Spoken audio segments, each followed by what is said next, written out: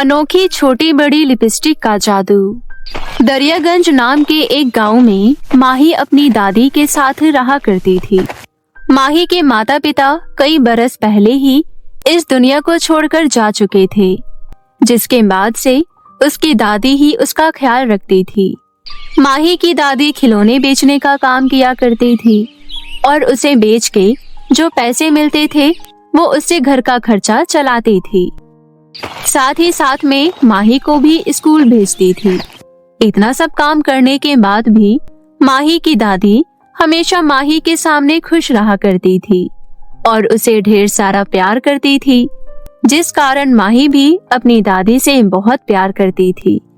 और स्कूल से आने के बाद अपनी दादी को स्कूल में हुई सारी बात बताती थी।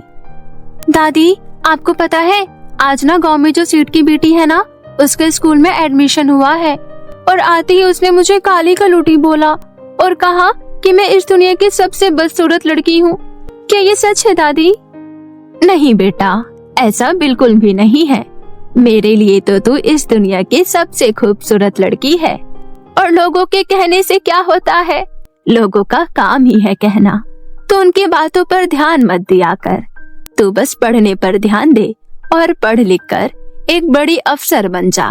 तेरे माता पिता तुझे एक बड़ा अफसर बनते हुए देखना चाहते थे। ऐसा मुमकिन तो नहीं हो पाया, पर कम से कम तू उनकी इच्छा तो पूरी कर ही सकती है। हाँ दादी, आप बिल्कुल सही कह रही हैं। मैं मम्मी पापा की इच्छा जरूर पूरी करूंगी। क्योंकि माही का रंग काला था और उसके चेहरे पर कई तरह के दाग थे, इसलिए माही के स्कूल में कई बच्चे उसे चिढ़ाते थे, परंतु माही की दादी माही को हमेशा समझाती थी, जिस कारण माही बाकी बच्चों की बातों पर ध्यान नहीं देती थी और अपनी दादी के साथ ही खुश रहा करती थी। परंतु अब भगवान उसे ये खुशी भी छीन लेता है। बुढ़ापे में इतना काम करने के कारण अचानक कमजोरी से एक दिन माही की दादी सड़क पर ही बेहोश हो जाती है। कुछ लोग उन्हें अस्पताल पहुंचाते हैं, परंतु उनकी मृत्यु हो जाती है। अपनी दादी की मृत्यु की खबर सुनकर 10 बरस की माही पूरी तरीके से टूट जाती है और जोर जोर से अपनी दादी को वापस बुलाने लगती है। मुझे पता है दादी, आप कहीं नहीं गई हैं, आप यही हैं। मेरे साथ बात करो ना दादी, कुछ तो बोलो। देखिए दादी, अगर आप कुछ नहीं बोलोगी तो मैं गुस्सा हो जाऊंगी, फिर आपके मनाने पर भी नहीं मानूंगी। दादी, कुछ तो बोलो। फिर जैसे तैसे गांव वाले माही को समझाते हैं और माही की दादी का अंतिम संस्कार करते हैं। अब माही इस दुनिया में पूरी तरीके से अकेली हो चुकी थी। दादी के रूप में बचा सहारा उसके पास से अब जा चुका था। उसके पास स्कूल में भरने के लिए फीस तक के पैसे नहीं थे। एक दिन जब वो सड़क से गुजर रही होती है, उसे कुछ बच्चे सड़क पर भीख मांगते हुए दिखाई देते हैं। इनके पास भी मेरे जैसा सहारा नहीं है, तभी ये भीख मांग रही हैं। परंतु मैं ऐसा नहीं करूंगी, मैं खुद कमाकर खाऊंगी। मेरी दादी ने मुझे यही सिखाया है। माही गांव में काम ढूंढने लगती है, परंतु इतनी छोटी बच्ची को कोई भी काम देने को तैयार नहीं था। फिर गांव के एक बड़े से घर की मालकिन माही को झाड़ू पोछा बर्तन के लिए रख लेती है, जिससे माही बहुत ज्यादा खुश हो जाती है। उसी घर में सुनैना नाम की लड़की भी रहती थी। सुनैना को अपने पास गंदगी और बदसूरत लोग बिल्कुल भी पसंद नहीं थे, इसलिए जिस दिन से माही उस घर में काम करने लगी थी, उसी दिन से सुनैना उसे काम पर से निकालने का प्लान बनाने लगी थी। परंतु इससे माही को कोई फर्क नहीं पड़ता था, वो अपना काम अच्छे से करती थी। माँ को समझाने की इतनी कोशिश कर ली, इतनी सारी तिगड़म भी लगा ली, फिर भी माँ ने इस माही की बच्ची को काम पर से नहीं निकाला। अब की बार मुझे कुछ बड़ा करना होगा, तभी माँ इसे काम पर से निकालेगी और मुझे राहत मिलेगी। सुनैना ऐसा सोच रही होती है कि तभी वो देखती है कि उसकी माँ पैसों की गड्डी लेकर अलमारी में रख रही है। ये देखकर सुनैना बहुत ज्यादा खुश हो जाती है। अब ये हुई ना बात। ऐसा कहकर सुनैना अपनी माँ के जाते ही उस पैसे की गड्डी को लेकर माही के थैले में रख देती है। कुछ देर बाद सुनैना की माँ हॉल में आती है और सुनैना से पूछती है, सुनैना बेटा, मैंने अलमारी में कुछ पैसे रखे थे, पर अभी जब मैं देखने गई तो अलमारी खुली है पर पैसे नहीं है। क्या तुमने पैसे लिए हैं? नहीं माँ, मैं कब से कंप्यूटर पर ऑनलाइन क्लास ले रही हूँ। मैं यहाँ से उठी ही नहीं तो आपके कमरे में आऊंगी कैसे? और सुबह से भी घर पर कोई नहीं आया सिवाय इस माही के। और वैसे भी आज सबसे पहले इसने आपके ही कमरे की सफाई की है। नहीं नहीं, वो ऐसा नहीं कर सकती। वो काफी दिन से यहाँ काम कर रही है, परंतु आज तक तो उसने ऐसा कुछ नहीं किया। माँ, धोखा देने वाले तो 10 साल काम करके भी कुछ पैसों के लिए धोखा दे जाते हैं, और फिर ये तो कुछ दिन से ही यहाँ पर काम कर रही है। अपनी बेटी की बात मानकर सुनैना की माँ माही के पास जाती है और उसका थैला खुलवाती है, और ये देखकर वो हैरान रह जाती है कि सच में उसके बैग में वही नोटों की गड्डी रखी है। ये देखकर सुनैना की माँ को बहुत ज्यादा गुस्सा आ जाता है।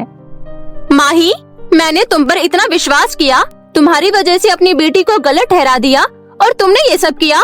तुमने मेरे विश्वास का बहुत ही गलत फायदा उठाया है। निकल जाओ यहाँ से और कभी वापस मत आना। पर मालकिन, एक बार मेरी बात तो सुन लीजिए। मुझे कुछ नहीं सुनना। इससे पहले कि मैं पुलिस को बुला लूं, यहाँ से निकल जाओ। बेचारी माही उदास होकर वहाँ से चली जाती है और जाकर नदी किनारे बैठ जाती है। दादी, आप देख रही है ना, आपके जाने के बाद मेरी क्या हालत हो गई है। एक तो भगवान ने पहले ही मुझसे मेरे माता पिता छीन लिए, फिर आपको भी मुझसे दूर कर दिया। पहले लोग केवल मुझे काली कलूटी होने का दोष देते थे, लेकिन अब लोग मुझे चोर भी बुलाने लगे हैं। ऐसे जिंदगी से तो अच्छा होता दादी, मैं आपके पास ही आ जाती। माही इतना कहती है कि तभी वहाँ पर माही की दादी की आत्मा प्रकट हो जाती है। ऐसा नहीं कहते मेरी बच्ची, मेरी तो उम्र हो गई थी, इसलिए मुझे जाना पड़ा, पर तुझे तो अब पूरी दुनिया देखनी है। पर कैसे दादी, अब तो आप आत्मा बन चुकी हैं, आपने तो सब देख लिया होगा। अब आप ही बताइए, ऐसे में मैं कैसे खुश रह पाऊंगी? ये लो जादुई लिपस्टिक। ये किस लिए दादी? बेटा, ये दोनों ही जादुई लिपस्टिक है और इन दोनों का ही अपना अलग अलग काम है। ये बड़ी वाली जादुई लिपस्टिक लगाकर तू जो भी बोलेगी हमेशा उसका उल्टा होगा, और ये छोटी वाली लिपस्टिक लगाकर तू जो भी बोलेगी वो सच हो जाएगा। ये तेरे बहुत काम आएगी, इसलिए इसे तू अपने पास रख। और हाँ, जब भी मेरी याद आए आंख बंद करके मेरा नाम दोहराना, मैं तेरे पास आ जाऊंगी।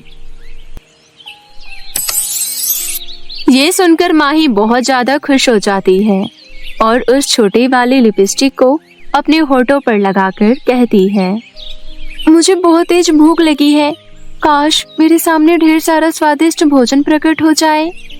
माही के इतना कहते ही उसके सामने सच में बहुत ही लजीज और अलग अलग तरह के पकवान प्रकट हो जाते हैं, जिसे देखकर माही बहुत ज्यादा खुश हो जाती है और सारा खाना खाकर वो फिर उस जादुई लिपस्टिक से कहती है, लोग मेरे कालेपन का बहुत मजाक बनाते हैं, हे जादुई लिपस्टिक, मुझे सुंदर बना दो। माही की ये इच्छा भी पूरी होते देर नहीं लगती, वो काफी ज्यादा सुंदर हो जाती है। माही इन सब चीजों से बहुत ज्यादा खुश थी, परंतु उसके पास रहने के लिए घर नहीं था, इसलिए वो जादुई लिपस्टिक से कहती है, हे जादुई लिपस्टिक, मेरे रहने के लिए एक बड़ा सुंदर घर प्रकट कर दो। माही की ये इच्छा भी पूरी हो जाती है। माही अब खुश थी, अब वो वापस से स्कूल भी जाने लगी थी, परंतु जब वो एक दिन स्कूल से घर लौट रही थी तब उसे फिर से वो भीख मांगते हुए बच्चे दिखाई देते हैं। उन दोनों जादुई छोटे बड़ी लिपस्टिक के कारण मेरी जिंदगी तो अच्छी हो गई, पर मेरे जैसे और भी लोग हैं, मुझे उनकी मदद करनी चाहिए। ऐसा सोचकर माही उन लिपस्टिक की मदद से ढेर सारा पैसा इकट्ठा कर लेती है और उन पैसों से जरूरी सामान खरीदकर उन सभी बच्चों को दे देती है। साथ ही साथ और भी गरीबों की मदद करती है। ये सब बात जब सुनैना को पता चलती है तो वो जल भुन जाती है। और एक दिन जब वो खुद माही को उस सुंदर रूप में देखती है तो उसके जलन का कोई ठिकाना ही नहीं रहता। अभी कुछ दिन पहले ही तो मेरी माँ ने इस बदसूरत भिखारिन को घर से निकाला था, फिर ये इतनी सुंदर कैसे हो गई? और इसके पास इतना पैसा कहाँ से आ गया? ये दूसरों को बांटती फिर रही है। जरूर कुछ गड़बड़ है, मुझे पता लगाना होगा। ऐसा सोचकर सुनैना माही के कमरे में ही छुप जाती है। और फिर जैसे ही माही छोटी वाली लिपस्टिक लगाकर अपने लिए एक ड्रेस मांगती है तो उसे देखकर सुनैना बहुत ज्यादा खुश हो जाती है। और फिर माही के वहां से जाते ही वो उस मेकअप टेबल पर बैठ जाती है। वही मैं कहूँ, ये लड़की इतनी जल्दी इतनी सुंदर और अमीर कैसे बन गई? जरूर ये इन दोनों लिपस्टिक का कमाल है। पर यहाँ तो 2 लिपस्टिक है, एक छोटी और एक बड़ी। लगता है छोटी लिपस्टिक से छोटा जादू होता होगा। मैं तो ये बड़ी वाली लिपस्टिक लगाऊंगी और बहुत ज्यादा खूबसूरत बन जाऊंगी। इसके बाद सुनैना उस बड़ी वाली लिपस्टिक को अपने होठों पर लगाती है और कहती है, हे जादू लिपस्टिक, काश मैं इस दुनिया की सबसे खूबसूरत लड़की बन जाऊं और साथ ही साथ मैं इस दुनिया की सबसे अमीर लड़की भी बन जाऊं और गांव वाले इस माही की जगह मेरी तारीफ करने लगे। सुनैना ने जादुई लिपस्टिक तो लगाई थी, परंतु उसने वो बड़ी वाली लिपस्टिक लगाई थी, जिसे लगाकर कही गई हर बात उल्टी पड़ जाती है। और सुनैना के मामले में भी यही होता है। सुनैना बहुत ज्यादा बदसूरत हो जाती है, साथ ही साथ वो कंगाल भी हो जाती है और गांव के सभी लोग उसका मजाक बनाने लगते हैं। और उसने माही और बाकी लोगों के साथ जो किया था उसे उसके किए की सजा मिल जाती है। और यहाँ दूसरी तरफ ऐसे ही माही उस छोटी बड़ी जादुई लिपस्टिक से गरीब लोगों की मदद करने लगती है। दर्जी की बेटी का अनोखा फ्रॉक। रानीपुर नाम के गांव में अंजलि अपनी माँ गायत्री के साथ रहती थी। अंजलि के पिता की लंबी बीमारी के बाद मौत हो जाती है, जिसके बाद गायत्री सिलाई का काम करके घर का गुजारा करती थी। वे लोग बहुत गरीब थे, जिसकी वजह से अंजलि स्कूल नहीं जा पा रही थी, क्योंकि गायत्री जैसे तैसे 2 वक्त का खाना जुटा पाती थी, इसलिए अंजलि के पढ़ाने का खर्च नहीं उठा सकती थी। लेकिन इन सब के बाद भी अंजलि और गायत्री एक दूसरे के साथ हंसी खुशी रहते थे। एक दिन अंजलि गांव की कुछ लड़कियों के साथ खेल रही थी, तभी राजमहल के सिपाही अनाउंसमेंट करते हैं, सुनो सुनो सुनो, गौर से सुनो। राजकुमारी के 18वें जन्मदिन के अवसर पर राजमहल में मॉडलिंग की प्रतियोगिता आयोजित की जा रही है। जो भी लड़की जीतेगी उसे राजा रानी के तरफ से 25 सोने के सिक्के मिलेंगे। ये सुनकर अंजलि अपनी सहेलियों से बोलती है, ये मॉडलिंग प्रतियोगिता क्या होती है? अरे इतना भी नहीं पता क्या बुद्धू? मॉडलिंग मतलब सुंदर ड्रेस पहनकर कुछ दूर तक चलना। अच्छा, मैं तो सुंदर सा गाउन पहनूंगी और मैं प्यारा सा लहंगा पहनूंगी। तो क्या पहनेगी अंजलि? अरे इससे क्या पूछ रही है? इसके पास तो नॉर्मल दिनों में पहनने के लिए भी ढंग के कपड़े नहीं है, फिर प्रतियोगिता में कहाँ से लाएगी? अरे हाँ, अंजलि तो प्रतियोगिता में भाग नहीं ले पाएगी। इतना बोलकर दोनों हंसने लगते हैं। दोनों की बात सुनकर अंजलि उदास हो जाती है। अंजलि वहाँ से जाने लगती है और रास्ते में सोचती है, दोनों सही तो कह रही थी, लेकिन अगर मैं प्रतियोगिता जीत गई तो 25 सोने के सिक्के मिलेंगे। इतने सारे सोने के सिक्के बेचकर तो बहुत सालों का राशन हम एक दिन में ही इकट्ठा कर लेंगे। पर मेरे पास कोई अच्छी सी ड्रेस भी तो नहीं है। एक बार माँ से बात करती हूँ इस बारे में। अंजलि दौड़ते हुए अपने घर जाती है। गायत्री उस वक्त सिलाई कर रही होती है। अंजलि गायत्री से कहती है, अरे माँ, आप अभी तक सिलाई कर रही हो? तो क्या करूँ, अगर सिलाई नहीं किया तो राशन कहाँ से आएगा? अच्छा सुनो माँ, मुझे आपसे कुछ बात करनी थी। हाँ बोल। माँ, आज मैं अपनी सहेलियों के साथ खेल रही थी, तभी राजमहल का सिपाही आया और उसने बोला कि राजमहल में मॉडलिंग प्रतियोगिता होने वाली है और मुझे भी इसमें हिस्सा लेना है, इसलिए आप मेरे लिए एक फ्रॉक सिल दो ना। अब ये क्या नया तमाशा है अंजलि? तू तो हमारे हालात अच्छे से जानती है ना। हाँ माँ, लेकिन जीतने वाले को इनाम में 25 सोने के सिक्के मिलेंगे। ये सुनकर मैंने प्रतियोगिता में भाग लेने का सोचा।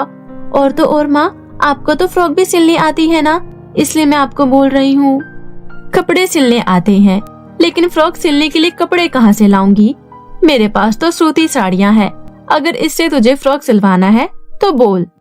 अपनी माँ की बात सुनकर अंजलि कुछ सोचने लगती है और थोड़ी देर तक सोचने के बाद अंजलि बोलती है, कोई बात नहीं माँ, आप मेरे लिए अपनी सूती साड़ी से फ्रॉक सिल दो। लेकिन फ्रॉक में अगर सिप्पी मोती नहीं लगाऊंगी तो बिल्कुल अच्छा नहीं लगेगा। अरे माँ, आप शुरू तो कीजिए, बाकी सब मैं देख लूंगी।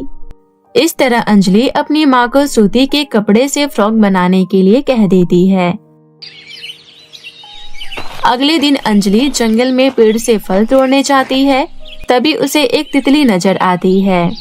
अरे, ये तितली तो बहुत सुंदर है, एक बार इसे छूकर देखती हूँ। उसके बाद अंजलि तितली का पीछा करने लगती है। तितली एक गुफा में घुस जाती है और उसके पीछे पीछे अंजलि भी गुफा में घुस जाती है।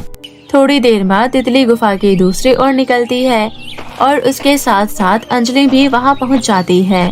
तभी अंजलि वहां का नजारा देखकर हैरान रह जाती है, क्योंकि गुफा के उस पार एक सुंदर सा बगान था।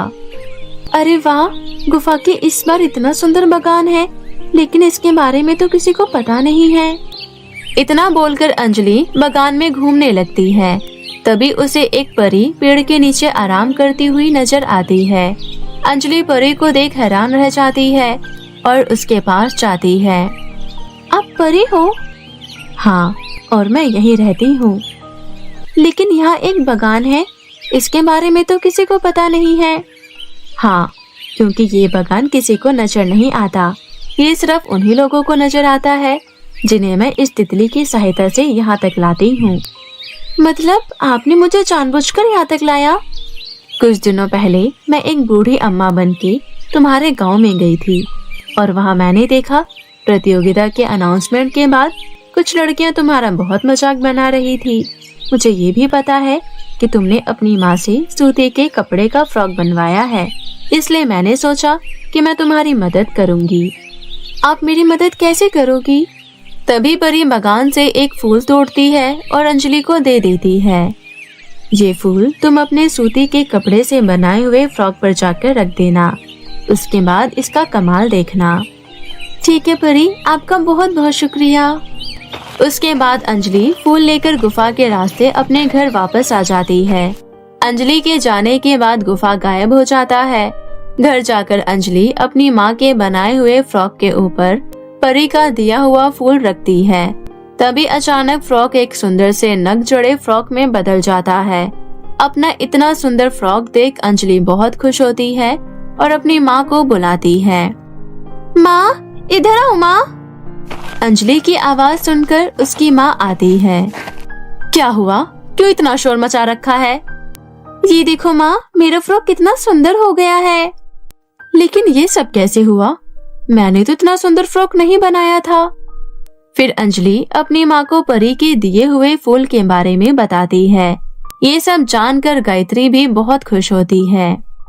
बहुत अच्छा हुआ, अब मेरी प्यारी बच्ची परी जैसी खूबसूरत बनकर प्रतियोगिता में जाएगी। इस तरह गायत्री और अंजलि बहुत खुश थे। अगले दिन अंजलि तैयार होकर प्रतियोगिता में हिस्सा लेने राजमहल जाती है। परी देखती है कि वहाँ पर लड़कियां बहुत सुंदर सुंदर ड्रेस पहनकर आई हुई है और सब बहुत खूबसूरत लग रही है। अरे वाह, यहाँ तो सब एक से बढ़कर एक लग रही है। तभी अंजलि देखती है कि पूजा और मुस्कान एक दूसरे से तू तू मैं मैं कर रही है। देख पूजा, मैं तो यहाँ सबसे ज्यादा खूबसूरत लग रही हूँ। अरे जा, सबसे ज्यादा खूबसूरत तो मैं लग रही हूँ। हाँ, अपने मुँह से तो अपनी तारीफ हर कोई कर लेता है। मेरी तारीफ तो गांव के कई सारे लोगों ने की है। गांव के लोगों ने की है ना, यहाँ तो किसी ने नहीं की। चल हट यहाँ से। प्रतियोगिता में जीतने के बाद तो मैं तेरी तरफ देखूंगी भी नहीं, और मैं तो भूल ही जाऊंगी कि तुझ जैसी बदसूरत लड़की कभी मेरी दोस्त भी हुआ करती थी। इस तरह दोनों आपस में बहुत देर तक तू तू मैं करती है। तभी थोड़ी देर बाद प्रतियोगिता शुरू हो जाती है। सभी लड़कियां स्टेज पर आकर मॉडलिंग करना शुरू कर देती है। राजा रानी को अंजलि सबसे खूबसूरत लग रही थी और उसकी मॉडलिंग भी सबसे ज्यादा अच्छी थी। इसलिए राजा रानी उसे प्रतियोगिता का विजेता घोषित कर देते हैं। अंजलि को इनाम में 25 सोने के सिक्के मिलते हैं। अंजलि बहुत खुश होती है और 25 सोने के सिक्के लेकर घर आ जाती है। अंजलि गायत्री को इनाम में मिले सोने के सिक्के दे देती है। देखो माँ, आपकी बेटी ने सबको पीछे छोड़कर ये 25 सोने के सिक्के जीत ही लिए। अब इसे बेचकर हमें बहुत सारे पैसे मिलेंगे। इतना बोलकर अंजलि अपनी माँ के गले लग जाती है। दोनों 25 सोने के सिक्के बेच आते हैं और उससे मिले हुए पैसों से अपनी एक बड़ी दर्जी की दुकान खोलते हैं और एक बड़ा सा घर खरीदते हैं। इस तरह हमेशा के लिए सब कुछ ठीक हो जाता है और अंजलि अपनी माँ के साथ एक हंसी खुशी जीवन व्यतीत करने लगती है।